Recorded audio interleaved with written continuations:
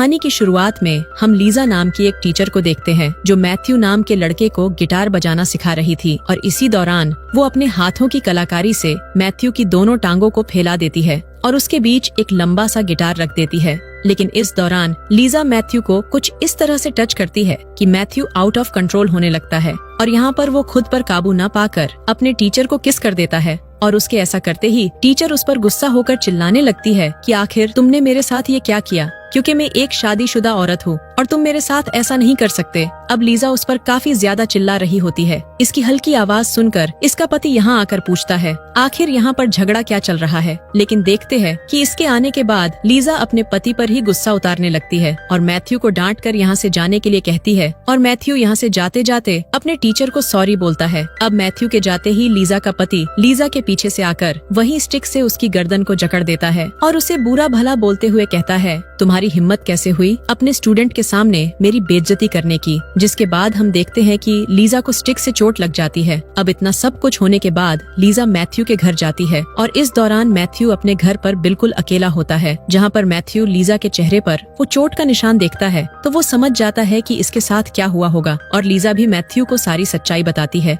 अब इस बात को सुनने के बाद पता नहीं क्यों मैथ्यू को गुस्सा चढ़ जाता है। इसके बाद वो उसके पति से लड़ाई करने के लिए जाने लगता है, लेकिन लीजा उसे वहाँ जाने से मना करने लगती है और उसकी बात मानकर मैथ्यू लीजा को अपने घर के अंदर बुला लेता है और दरवाजे को अंदर से बंद कर देता है। अब दरवाजा बंद होने के बाद लीजा समझ जाती है कि मैथ्यू उसके साथ क्या करना चाहता है और फिर वो उसके साथ शुरू हो जाती है। तभी मैथ्यू की मोम दरवाजा खोलकर अंदर आ जाती है और लीजा मैथ्यू को छोड़कर साइड में चली जाती है। अब मैथ्यू की मोम उसे देखती है तो वो पहचान जाती है कि ये लीजा है, क्योंकि लीजा और मैथ्यू की मोम दोनों ही क्लासमेट होती है। जहाँ पर मैथ्यू की मोम अपने सामने अपनी फ्रेंड लीजा को देखकर बहुत खुश हो जाती है और वो फिर दोनों एक दूसरे से काफी बातें करने लगती है। अब ऐसा देखने के बाद मैथ्यू बिल्कुल हैरान रह जाता है, क्योंकि उसे नहीं पता था कि उसकी मोम और उसकी टीचर दोनों एक दूसरे के फ्रेंड हैं। जब मैथ्यू की मोम लीजा से बात कर रही होती है तो उसके चेहरे पर वो चोट का निशान देखने के बाद वो उससे पूछती है तुम्हें ये चोट कैसे लगी। अब मैथ्यू की मोम के पूछने के बाद लीजा रोने लगती है और रोते हुए अपनी सारी बात मैथ्यू की मोम को बताने लगती है।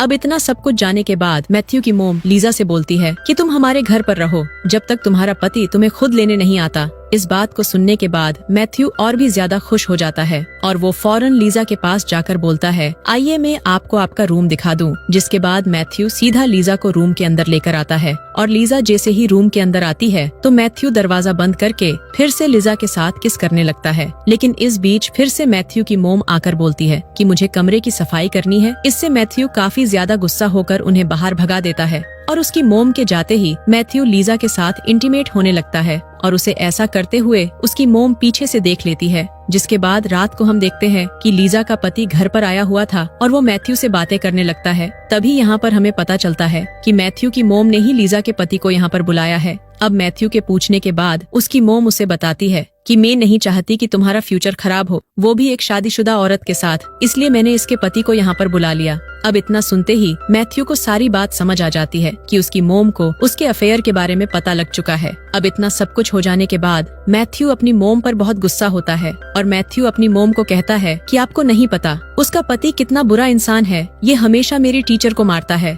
लेकिन यहाँ पर लीजा का पति मैथ्यू को कुछ नहीं कहता और मैथ्यू हंसते हुए उसे अपने कमरे की चाबी दे देता है। अब लीजा का पति उसके कमरे में जाता है तो वो देखता है कि वहाँ पर लीजा नहीं है, वहाँ बस लीजा के कपड़े बिखरे पड़े हैं। और इधर हम देखते हैं कि मैथ्यू अपनी मोम पर गुस्सा करके यहाँ से चला जाता है और अपनी कार में आकर बैठ जाता है, जहाँ पर हमें पता चलता है कि लीजा उस कार में बिना कपड़ों के बैठी हुई थी और यहीं पर ये शॉर्ट फिल्म खत्म हो जाती है। ऐसी ही और इंटरेस्टिंग वीडियोस देखने के लिए हमारे चैनल को सब्सक्राइब करें। हमारी वीडियो देखने के लिए आपका बहुत बहुत धन्यवाद।